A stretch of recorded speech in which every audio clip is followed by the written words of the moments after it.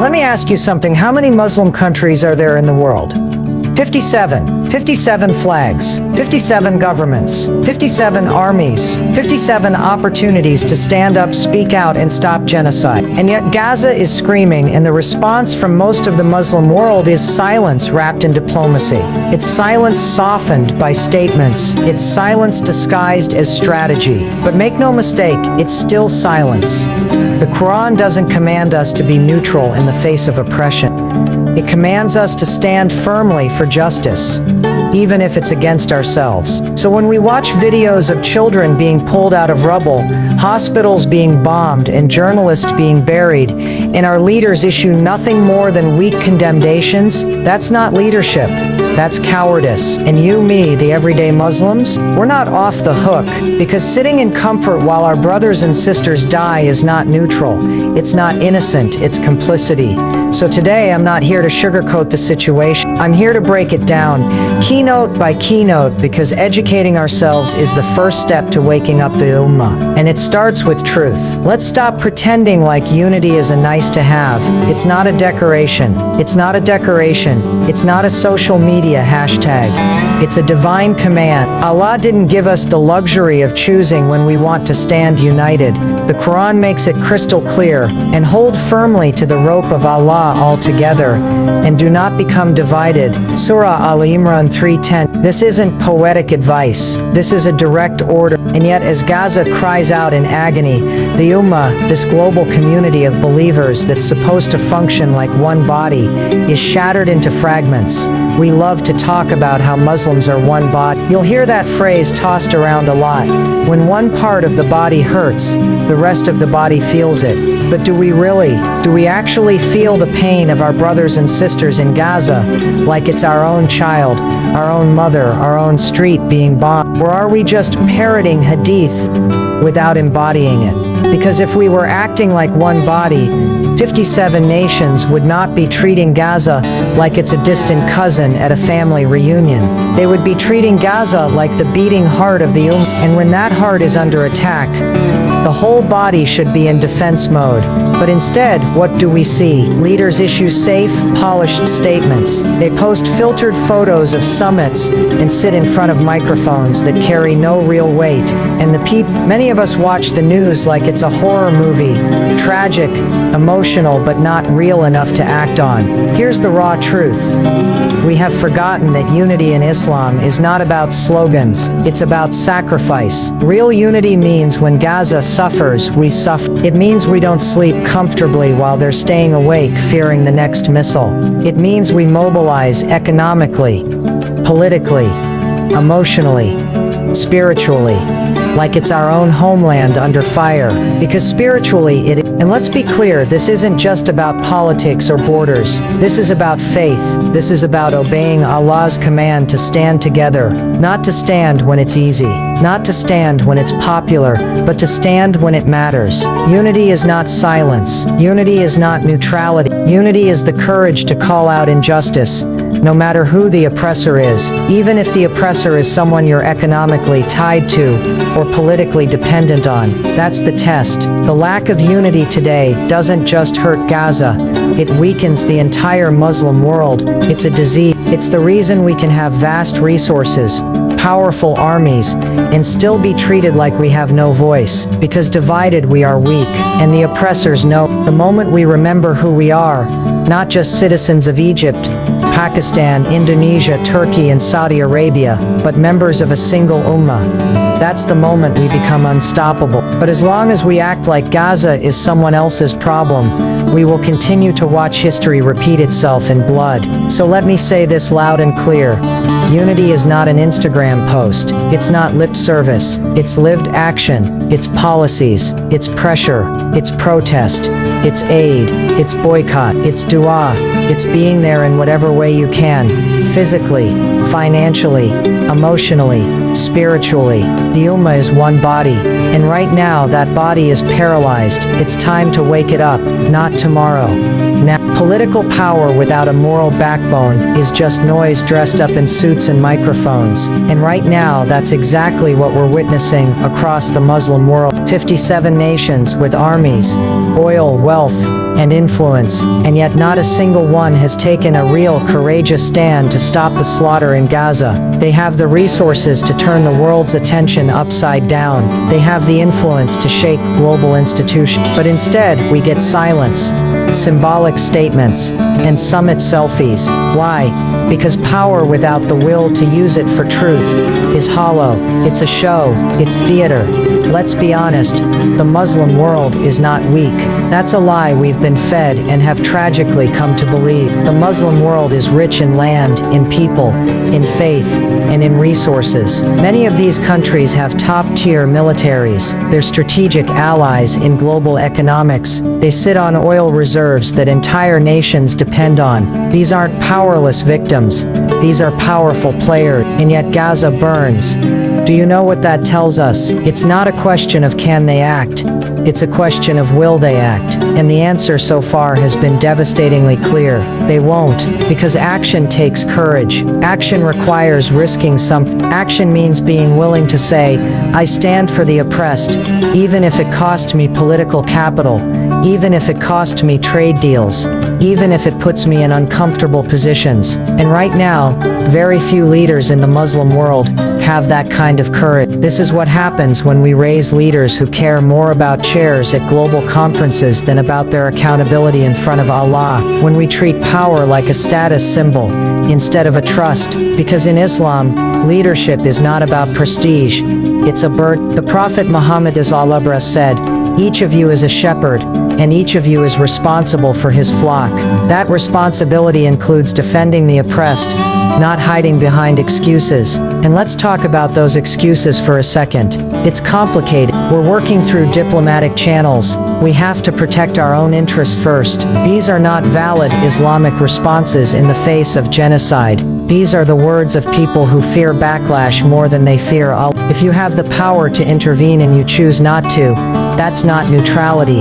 That's complicity. That's cowardice dressed up in strategy. Gaza isn't asking for the impossible. The people of Palestine are not expecting miracles. They're calling for basic human solidarity, for real pressure to be applied, for resources to be leveraged, for action, not press releases. They are not just fighting for their land, they are bearing the pain for the whole Ummah, while the rest of us pretend we're too small to do anything. Here's the truth. When leadership is disconnected from morality, it becomes a danger, because power doesn't disappear. It gets used to maintain comfort, not confront injustice. It gets used to build towers while homes in Gaza are reduced to rubble. It gets used to protect status instead of protecting life. And that's why the Ummah is bleeding today, not because we lack strength, but because those with strength lack spine. And until that changes, until moral clarity becomes the foundation of political action, we will continue to see this sickening cycle of inaction repeat itself. Power alone is meaningless, but power guided by taqwa, by moral obligation, by fear of Allah, that changes the world. That's what's missing, and that's what we must demand, loudly, urgently, and relentlessly. When we say wearing bangles, we're not talking about jewelry. We're talking about a metaphor that screams passivity, weakness, and helplessness. In many cultures, especially in South Asia and the Middle East, telling someone they're wearing bangles is a way of saying, you're acting like you've got no strength, no courage, and that's the image the Muslim world is projecting right now, decorated with power on the outside, but empty of action on the inside. 57 nations, each with their own strength, alliances and platforms, and together they look like they're wearing ornamental bangles, instead of wielding real weapons of justice. Let's face it, symbolism mattered, and right now, the symbolism coming out of the Muslim world is one of paralysis. When Gaza is under fire, hospitals bombed, schools flattened, civilians massacred, what do we see? Carefully crafted statements that say nothing, diplomatic meetings that lead nowhere, emergency summits that result in silence. While Gaza is drenched in blood,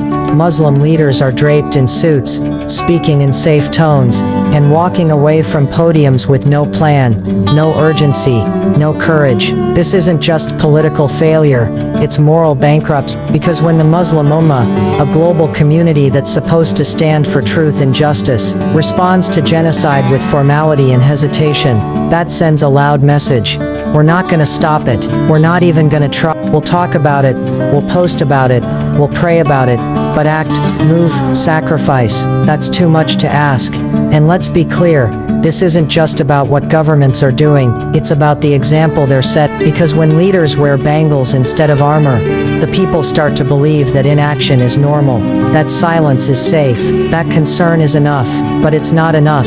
It's never been enough, not in our faith, and not in our history.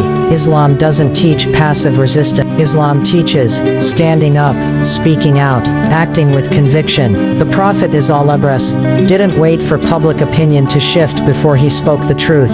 He didn't calculate political consequences before defending the oppressed. He acted because Allah commanded him, and we are supposed to follow that example, not just admire it. But somewhere along the way, our leaders forgot that.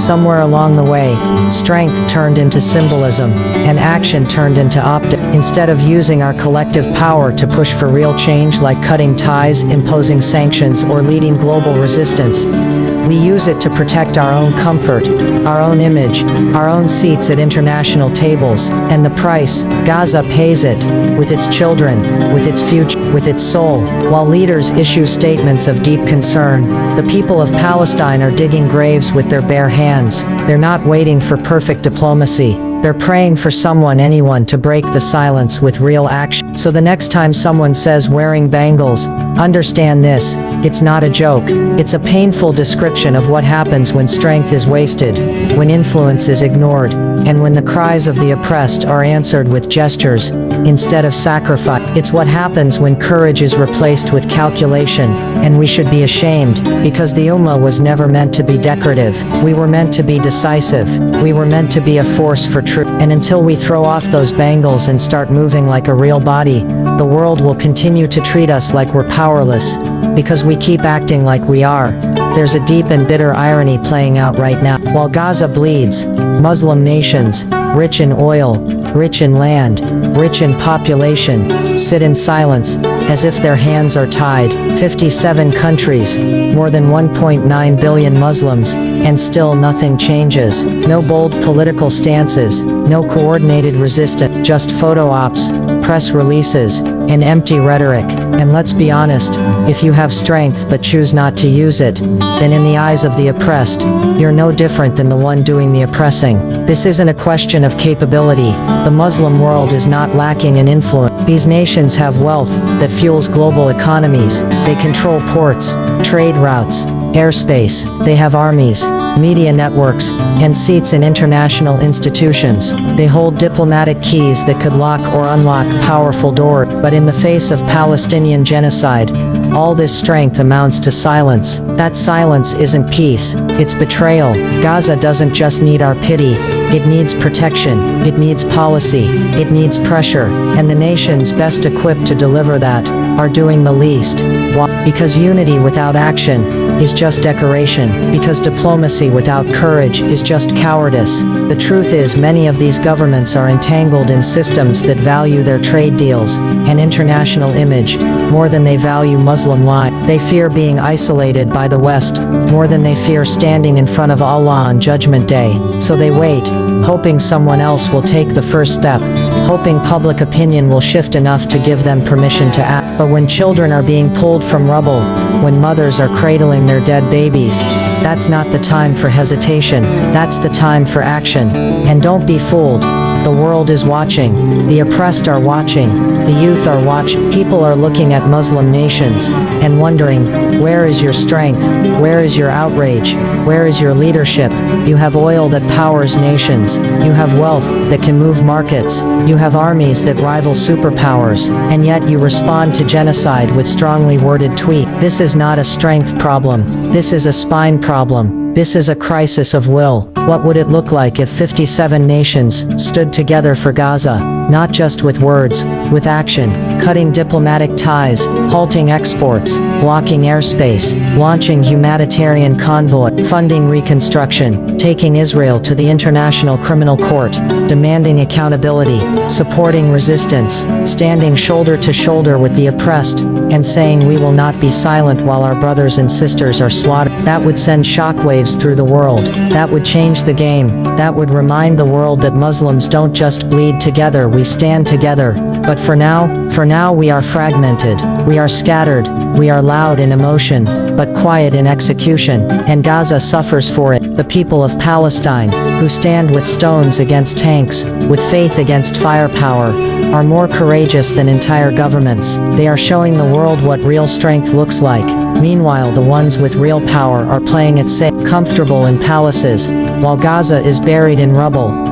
This is the brutal reality. When action is possible but not taken, it becomes complicity. When you have power and choose to do nothing, you've chosen a side, and it's not the side of justice. Gaza doesn't need symbolism, it needs solidarity. Real, painful, courageous, costly solidarity. And until the Muslim world chooses that path, will remain a giant sleeping body, powerful but paralyzed, vast but voiceless, and Gaza will keep crying alone. Do you know what's worse than oppression? Watching people who can help choose not to. That's what's happening today. The governments of 57 Muslim-majority nations have embassies, diplomats, advisors, and intelligence agencies, all carefully choreographing the art of saying nothing. They stand behind podiums with perfectly crafted language, issuing statements filled with deep concern and calls for restraint, while bombs rain down on Gaza. This isn't diplomacy, it's delay, it's denial, it's a distraction, designed to buy time, not save lives. These nations aren't powerless, they're careful, and that's the tragedy. They tread gently, afraid to ruffle the feathers of international allies. They calculate every word, every headline, every handshake. Why? Because upsetting the global order might cost them something. A deal, a relationship, a chair at the table. But here's the problem. That chair they're clinging to is soaked in the blood of the oppressed. Every moment of silence, every delay in action, is a choice. And that choice leaves Gaza screaming alone. It's not just what they say, it's what they refuse to say. They refuse to call out the crimes for what they are, war crimes. They refuse to label the oppressor clear. They hide behind phrases like de-escalation, and both sides, as if there's an equal balance of power, as if the child with shattered limbs under a pile of rubble is somehow on par with the warplanes that put her there. This kind of language is not neutral, it's negligent. It protects the aggressor and abandons the victim. We see Muslim governments who say they support Palestine, but still host ambassadors from regimes dropping bombs on innocent civilians. We see countries who wave the Palestinian flag in front of cameras, then shake hands behind closed doors with those funding the destruction of Gaza. That's not solidarity, that's hypocrisy, that's betrayal wrapped in protocol. And let's be honest, the delay in response is not a mistake, it's a strategy. These governments wait until public outrage hits a boiling point before they make a move. Why? Because they're not leading with principle. They're following pressure. They wait to see what the West says. They wait to see how global powers react. They're more concerned with their international image than with their Islamic duty. That's not leadership. That's fear disguised as strategy. Our history doesn't remember the ones who stayed silent. It remembers the ones who stood up when standing up was costly. The Prophet Muhammad was never silent in the face of injustice. He risked his reputation, his alliances, his life to stand for the truth. Today's Muslim leaders quote his name in speeches, but ignore his example in practice. And while they delay, Gaza descends deeper into hell. What if they acted without waiting? What if they didn't ask for permission from global powers before defending their own Ummah? What if Muslim countries formed a coalition of conscience, not just of convenience? What if embassies were closed, flights were grounded, deals were frozen, and international courts were flooded with legal cases against war criminals? The world would have no choice but to listen. Action is louder than condemnation, but right now, all we're hearing is echoes of silence. So let's stop pretending these leaders don't know what to do. They know, they're just afraid of consequences, afraid of discomfort, afraid of losing position. But the cost of their inaction is already unbearable, and it's being paid in Gaza with the blood of babies, the tears of mothers, and the silence of mass graves. History will ask, when Gaza cried out, who answered? Right now the answer is shameful, but it doesn't have to stay that way. because every delay is a choice, and choices can still change, if only they had the courage. The streets of Gaza are lined with the shattered remains of homes, the cries of orphans, and the silence of a world that claims to care. But what cuts deeper than bombs is betrayal. Betrayal from those who were supposed to be brothers. The concept of Ummah isn't just a poetic ideal in Islam, it's a command, a divine reality, a sacred bond that says when one part of the body is in pain, the entire body aches. But look around, Gaza is screaming and the rest of the body is asleep, numb, detached, almost indifferent. That isn't just apathy, it's betrayal, and the people of Palestine feel it in every moment of abandon. Imagine being surrounded by neighbors who call you family, but when your house is burning, they don't show up, not with water, not with help, not even with a phone call. That's how it feels. The people of Gaza aren't just facing bombs, they're facing the heartbreak of being forgotten, of watching the Muslim world stay busy with conferences and diplomacy, while they bury their children with their own hands. And it's not just governments, it's us, the ordinary Muslims, scrolling through headlines, posting for a day, then moving on. This isn't an issue for just Palestine, this is our issue. Because the Prophet Help.Mel said, the believers are like a structure, each part supporting the other. What kind of structure collapses when one brick is hit, and the rest don't hold it up? A broken one. That's what the Ummah looks like right now. Broke not because we're weak, but because we've chosen to be disconnected. The betrayal isn't only silence, it's in the normalization, in the handshakes with those who fund the killing, in the trade deals signed with a smile, in the refusal to call genocide by its name. How do you think that looks to a mother in Gaza, who's lost her entire family in an airstrike, while leaders of Muslim nations host banquets with the very regimes aiding her destruction? That's not politics, that's betrayal masked as diplomacy. But don't think the people of Palestine don't see. They do, and they're not just mourning their dead, they're mourning the death of solidarity, the kind of solidarity that once defined this Ummah. Remember when Muslims couldn't sleep knowing their brothers were suffering? Remember when the cry of one believer could shake empire? What happened to that spirit? Where did we lose it? We lost it in comfort, in fear, in convenience. We traded moral clarity for political safety. We became more interested in appeasing oppressors than defending the oppressed. And now, Gaza stands alone, but not because the Ummah lacks number, because it lacks will. Here's the raw truth. The people of Gaza still believe in us more than we believe in ourselves. They hold on to the hope that this Ummah will rise, that we will remember who we are, that we will shake off the sleep and act like a real body, not just in words, not just in prayer, but in action. Because dua is powerful, but so is protest, so is boycott, so is pressure, so is boycott, so is pressure, so is the refusal to normalize relations with murderers. Gaza doesn't need pity, it needs loyalty, it needs family. And if we continue down this path of inaction, this path of betrayal, we will not only answer to history, we will answer to Allah. For every time we looked away, for every time we justified our silence, for every time we forgot that standing with the oppressed is not optional in Islam, it is fard. So let us stop betraying the Ummah we claim to love. Let us start standing like a body, not posing like statues. Let us prove to Gaza and to Allah that we haven't forgotten who we are. Not tomorrow, now. There's a crisis of courage in the Muslim world, and it's killing us slowly, not because we lack people, money, or influence, but because we lack moral clarity. We've forgotten that standing for truth isn't about politics, it's not about public opinion, it's not even about strategy, it's about principle, it's about iman, it's about knowing that Allah has commanded us to be witnesses to justice, even if it's against our own selves. But today, that principle has been buried under layers of fear, self-preservation, and political calculation. The problem isn't just the bombs falling on Gaza, it's the silence coming from the rest of the Ummah, the leaders, the influencers, the scholars, the everyday Muslims, all waiting for the right time to speak, waiting for a safer moment to act, waiting for someone else to lead. But the Quran doesn't say wait for permission to stand for justice, it says, stand firmly for justice, as witnesses to Allah.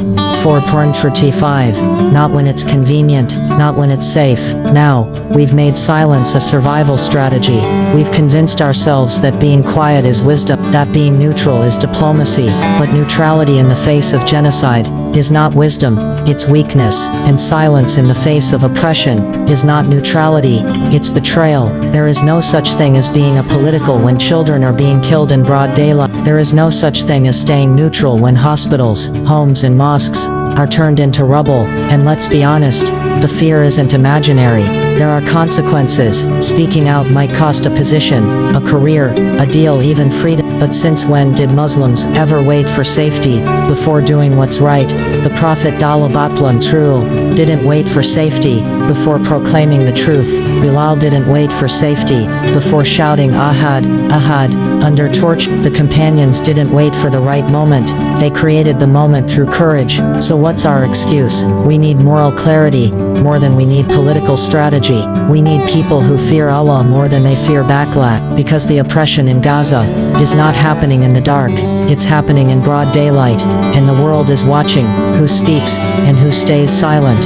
Every leader who tiptoes around the truth, every influencer who chooses likes over justice, every Muslim who says, it's not my issue. That silence is being recorded, not just by history, but by the angels who write our deeds. And let's stop blaming the West for everything. Yes, they're complicit, but what about us? What about our own governments, our own institutions, our own community? We can't expect others to stand for us when we won't even stand for ourselves. We can't demand justice abroad while we excuse injustice at home. We can't ask the world to value Palestinian lives if we've shown them that we value comfort over conscience. This is the time to choose. Do we stand with the oppressors through our silence, or do we stand with the oppressed through our action? There's no middle ground, not in Islam, not in truth. The world doesn't need more politicians, it needs principle. The Ummah doesn't need more words, it needs warriors of justice. Gaza doesn't need our sympathy, it needs our courage. And one day when we stand before Allah, He won't ask how popular we were, He won't ask how careful we were. He'll ask what we did when the cries of the oppressed reached our ears. Did we speak? Did we act? Did we stand? Or did we stay silent?